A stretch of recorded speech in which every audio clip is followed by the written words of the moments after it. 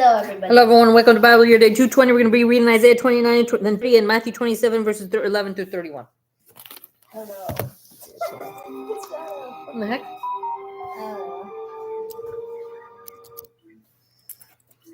Don't mind mother. She was watching Little House on the Prairie. Little House in the Prairie. We watched the episode where Albert's on drugs or on morphine, and then now is the one where Laura has her second baby. It's a boy, and then it dies of SIDS, I guess. SIDS. Maybe explain to them what SIDS is. Sudden infant death syndrome. Yeah, sudden infant death syndrome. Isaiah 25? 29, right? Yeah, 29. And 30. Capítulo 29. 29. What? That's my name in here. Oh, look at that. My name's on here. Yes. All right, let's see. My name. Okay.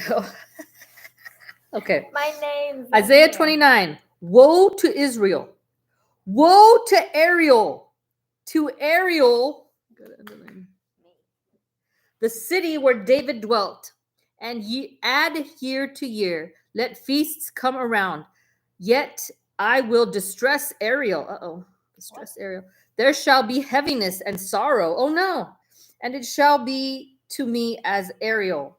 I will encamp against you all around. I will lay siege against you with a mound, and I will raise siege works against you. You shall be brought down. You shall speak out of the ground. Your speech shall be low out of the dust. Your voice shall be like a medium's out of the ground.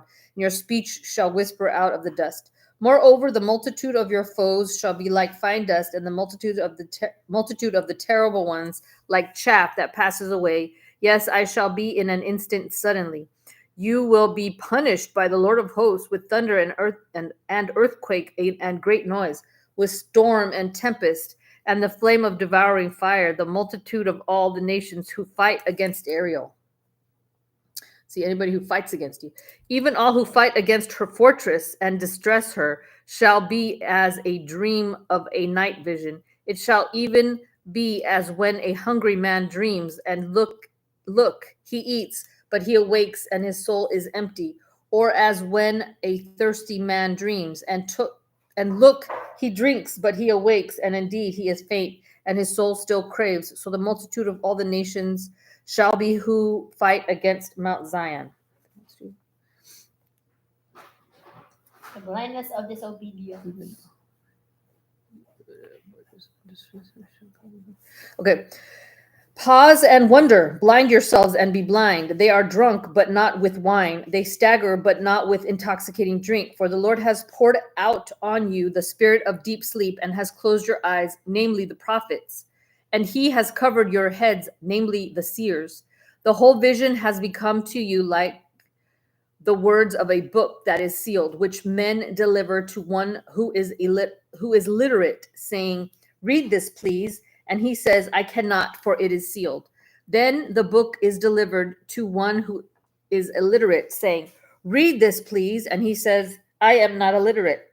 Therefore the Lord said, "Inasmuch as these people draw near with their mouths and honor me with their lips, but have removed their hearts far from me, and their fear toward me is taught by the commandment of men. Therefore," He said literate, not illiterate. Okay. "Therefore, behold, I will again do a marvelous work among this people, a marvelous work and a wonder. For the wisdom of their wise men shall perish, and the understanding of their prudent men shall be hidden. Woe to those who seek deep to hide their counsel, far from the Lord, and their works are in the dark. They say, 'Who sees us? And who knows us?' Surely you have things turned around. Shall the potter be esteemed as the clay? For shall the thing made say of him who made it, 'He did not make me'? Or shall the thing formed say of him who formed it, 'He has no understanding'? Future recovery of wisdom. Is it not yet a very little while till Lebanon shall be turned into a fruitful field, and the fruitful field be esteemed as a forest? In that day the deaf shall hear the words of the book, and the eyes of the blind shall be out of obscurity and out of darkness. The humble also shall increase their joy in the Lord, and the poor among men shall rejoice in the Holy One of Israel. For the terrible one is brought to nothing. The scornful one is consumed, and all who watch for iniquity are cut off, who make a man an offender by a word, and lay a snare for him who reproves in the gate, and turn aside the just by empty words. Therefore, thus says the Lord, who redeemed Abraham concerning the house of Jacob. Jacob shall not now be ashamed, nor shall his face now grow pale. But when he sees his children, the work of my hands in his midst, they will hallow my name and hallow the Holy One of Jacob and fear the God of Israel. These also who erred in spirit will come to understanding, and those who complained will learn doctrine. Isaiah 30, futile confidence in Egypt. Woe to the rebellious children, says the Lord, who take counsel, but not of me, and who devise plans, but not of my spirit, that they may add sin to sin, who walk to go down to Egypt and have not asked my advice, to strengthen themselves in the strength of Pharaoh and to trust in the shadow of Egypt. Therefore, the strength of Pharaoh shall be your shame, and trust in the shadow of Egypt shall be your humiliation. For his princes were at Zoan, and his ambassadors came to Hanes. Hanes, like the underwear brand, Hanes. They were all ashamed of a people who could not benefit them, or be help or benefit, but a shame and also a reproach. The burden against the beasts of the south through a land of trouble and anguish, from which came the lioness and the lion, the viper and fiery flying serpent. They will carry their riches on the backs of young donkeys, and their treasures on the humps of camels, to a people who shall not profit. For the Egyptians shall help in vain and to no purpose. Therefore I called her Rahab Hem Shebeth, a rebellious people. Now go, write it before them on a tablet, and note it on a scroll, that it may be for time to come, forever and ever, that this is a rebellious people, lying children, children who will not hear the law of the Lord, who say to the seers, do not see, and to the prophets, do not prophesy to us right things. Speak to us smooth things, prophesy deceits. Get out of the way, turn aside from the path, cause the Holy One of Israel to cease from before us. Therefore, thus says the Holy One of Israel, because you despise this word and trust in oppression and perversity and rely on them, therefore this iniquity shall be to you like a breach ready to fall, a bulge in a high wall, whose breaking comes suddenly in an instant, and he shall break it like the breaking of the potter's vessel, which is broken in pieces.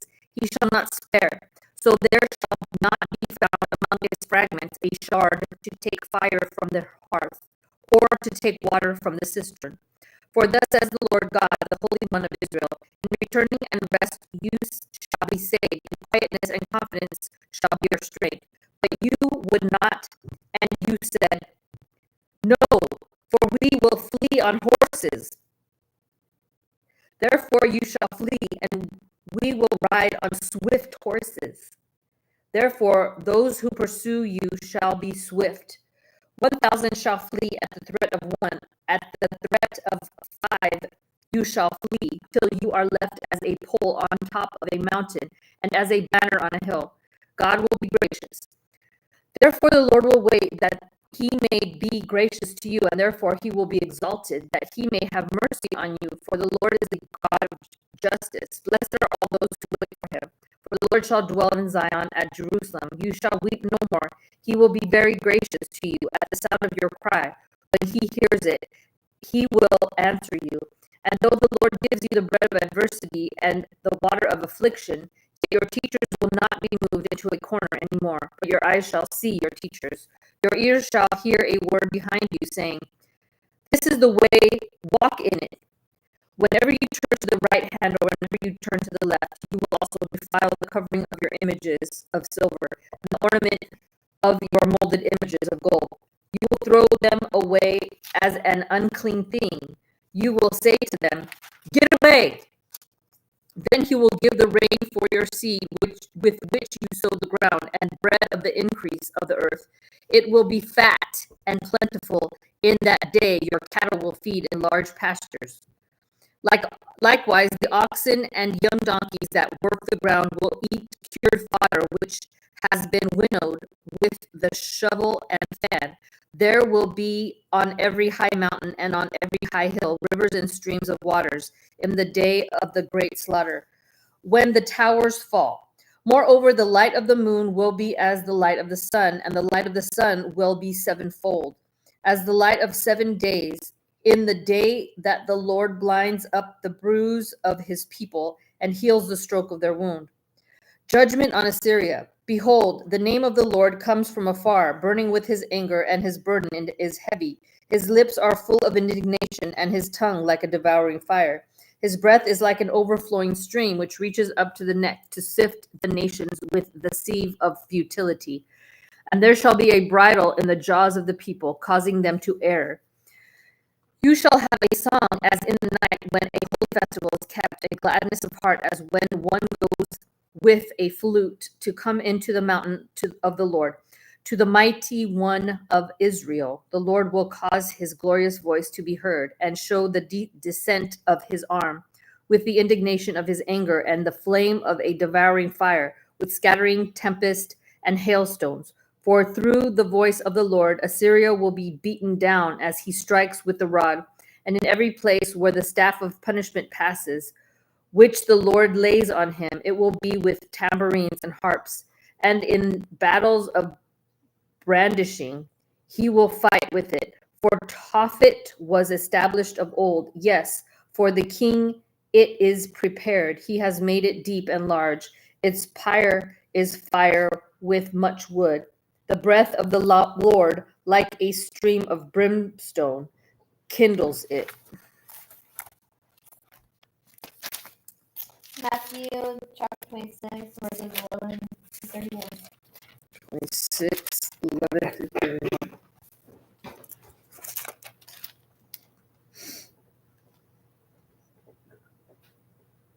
(11 through 31). Are you sure 11 through Matthew 20 chapter 27. Oh, 7. I thought you said 6. Okay. Wait, 7. I thought you said 26. Okay. Okay. Jesus faces Pilate. Oh, no. Now Jesus stood before the governor, and the governor asked him, saying, "Are you the king of the Jews?" Jesus said to him, "It is as you say." And while he was being accused by the chief priests and elders, he answered nothing. Then Pilate said to him, "Do you not hear how many things they testify against you?" But he answered him not one word, so that the governor marveled greatly. Taking the place of Barabbas. Now at the feast, the governor was accustomed to releasing to the multitude one prisoner whom they wished. And at that time they had a notorious prisoner called Barabbas. Therefore, when they had gathered together, Pilate said to them, "Whom do you want me to release to you, Barabbas or Jesus, who is called Christ?" For he knew that they had handed him over because of envy.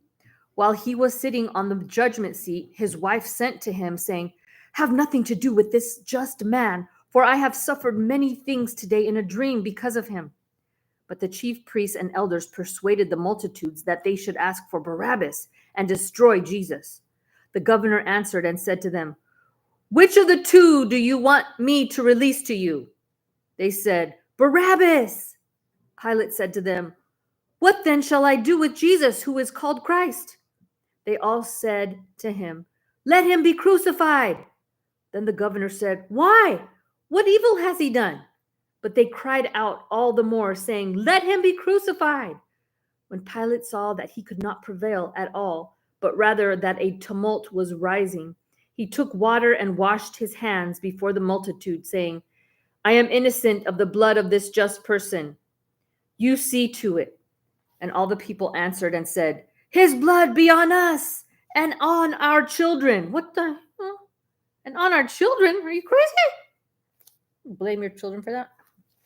Then he released Barabbas to them, and when he had scourged Jesus, he delivered him to be crucified. What's the last verse? What is it? 11 to what? 31. To 31. Okay. The soldiers mock Jesus.